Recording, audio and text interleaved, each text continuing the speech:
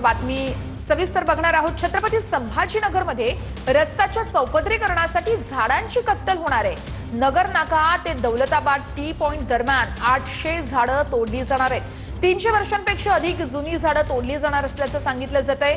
निसर्गप्रेमींची मात्र हरित लवादामध्ये धाव आहे। वृक्षतोडीच्या विरोधात आता निसर्गप्रेमींकडून संताप व्यक्त केला जातोय। झाडं वाचवण्यासाठी आम्ही चिपको आंदोलन करू असा इशारा दानवेंनी दिलेला आहे।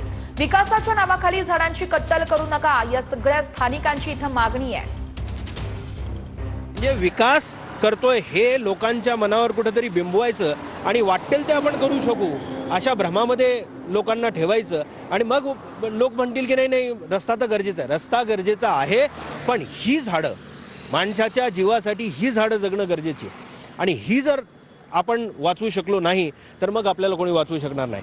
आत्ता उन्हाळा तोंडावर आहे, अजूनही आत्ता या सकाळच्या वेळी सुद्धा या झळा आपल्याला लागतायत शेतीच्या उत्पन्नाचं। माननीय मुख्यमंत्र्यांच्या शब्दाच्या हिशोबाने जर जायचं तर आम्ही वेगळे नाही आहोत, आम्ही मुख्यमंत्र्यांच्या बाजूने आहोत असा त्याचा अर्थ होतो। एक तर रस्त्याचं भूसंपादन दुसऱ्या बाजूने केलं पाहिजे, ॲडिशनल झाड वाचवलीच पाहिजे किंवा तो रस्ता येण्यासाठी वापरावा, जाण्यासाठी इकडचा दुसरा रस्ता आहे ना, असं करता येईल। सिंगल वे करता येईल त्याला, वन वे करता येईल त्याला।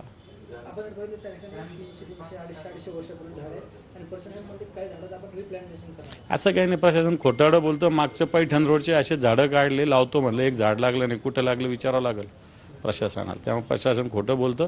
रस्त्यावर उतरायची वेळ आली तर आम्ही उतरू, पण झाडं वाचवू। विदेशामध्ये ही पूर्वीपासून झालेली डेव्हलपमेंट आहे, आपल्याकडेही सुद्धा त्याच पद्धतीने डेव्हलपमेंट करावी असा आपला मानस आहे।